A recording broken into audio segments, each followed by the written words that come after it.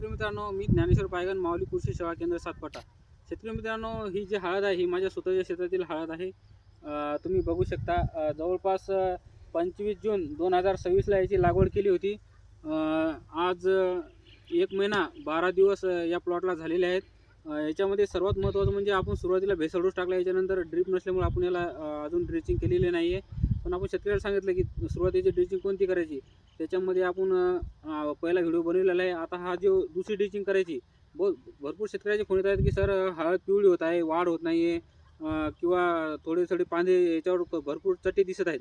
तर शेतकरी मित्रांनो, सर्वात महत्त्वाचं म्हणजे आता जे आपण नियोजन करतो, सुरुवातीचे 3 महिने खूप महत्त्वाचे असतात. पहिला महिना जो असते आपली 100% उगवण होण्यासाठी आपण भेसळ डोस लागवड करता वेळेस टाकायचा राहते. त्याच्यानंतर जे दुसरा महिना असते तो फुटव्यासाठी महिना असते. फुटव्याचं परिपूर्ण आपल्याला नियोजन करावं लागते. म्हणजे तिसरा महिना असते तो आपल्या कंदाची साईज वाढणीसाठी आणि फुटवे एकसारखे होण्यासाठी 120 दिवसापर्यंत आपलं नियोजन असते. शेतकरी मित्रांनो, दरवर्षीप्रमाणे याही वर्षी माऊली पॅटर्ननुसार भरपूर शेतकऱ्यांचं नियोजन यावर्षी आहे. आणि आपण एक प्लॉटचं सुरुवातीपासून एक लसीकरण करत असतो. म्हणजे जो रोग आपल्याला वातावरणानुसार किंवा या जास्त पाऊस, कमी पाऊस किंवा पावसाचे जे खंड पडत आहेत, याचं आपण सुरुवातीलाच नियोजन करतो. कारण पीक जर तंदुरुस्त बनवलं, पिकाची जर पाण्याची जर जाडी बनवली, केळीच्या पानासारखं जर तुम्ही पान बनवलं किंवा त्याचे जे स्टोरेज वगैरे, मुळ्या वगैरे आहेत, याचं परिपूर्ण जर तुम्ही नियोजन केलं तर सुदृढ असा एकसारखा प्लॉट डेव्हलप होतो. शेतकरी मित्रांनो, सर्वात महत्त्वाचं म्हणजे आता पिवळे जर पडत आहे, याच्यामध्ये जे पांढरे पांढरे डाग येत आहेत. आता काही जणांचं म्हणणं की करपा आहे, हे बघा, हे जे डाग पडले, हे डाग याच्या साईडनं समजा जर लाल कलरचे जे राऊंड आला तर असं समजा हा करपा आहे. आणि हे जर निश्चित पांढरे पांढऱ्याचे फिकट जर डाग पडले तर हा म्हणजे कोणताही रोग नसून डिसऑर्डर आहेत. म्हणजे झिंक फेरसची कमतरता किंवा ज्या पानामध्ये जे सूक्ष्म अन्नद्रव्य आहे ते सुरुवातीलाच भेटत नाही किंवा भेसळ डोस शेतकरी 1 महिन्यानंतर टाकतात. ही एक चुकीची पद्धत आहे. त्याच्यामुळं हे आपल्याला सुरुवातीपासूनच प्रॉब्लेम बघायला मिळतात. जर तुमचा प्लॉट सुरुवातीच्या 3 महिन्याच्या स्टेजमध्ये जर समजा त्याची व्यवस्थित वाढ झाली, हिरवेगार जर नसला, तर आपल्याला नंतर जो पण प्लॉट पिवळा आहे किंवा जे पण ग्रोथ व्हायची ते 3 महिन्यामध्ये जर नाही झाली, तर आपल्याला उत्पादनामध्ये भरपूर घट बघायला मिळते. सर्वात महत्त्वाचं म्हणजे सुरुवातीपासून नियोजन करा. सुरुवातीचे 3 महिने खूप महत्त्वाचे असतात. त्या 3 महिन्यामध्ये जर तुमची निरोगी हळद जर नसेल, तर उत्पन्नामध्ये भरपूर घट होतो. तुम्ही त्याच्यानंतर किती खर्च केला तर काही त्याला फायदा नाही. आणि आता आपण दुसऱ्या ड्रिचिंगमध्ये एक लोहा ड्रीप घेतलं. हे इड्डा फार्ममध्ये 6% फेरस आहे याच्यामध्ये.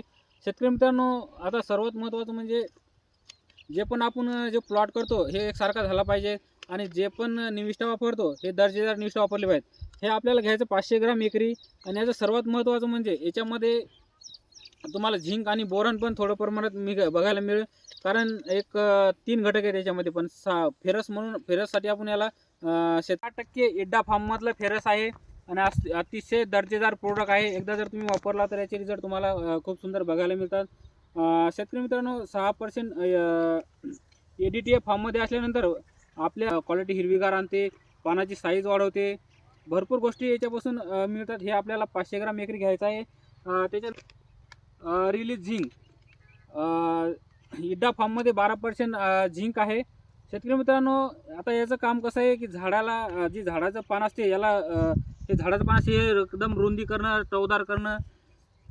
मित्रांनो, झिंकचं सर्वात महत्त्वाचं काम म्हणजे आपले जे एन्झाईम निर्मिती करणे, कर्बोदकेची निर्मिती करणे, जो जमिनीतला फॉस्फरस पडलेला आहे त्याला उचलणे, सर्वात महत्त्वाचं म्हणजे पानाची जाडी आणि रुंदी.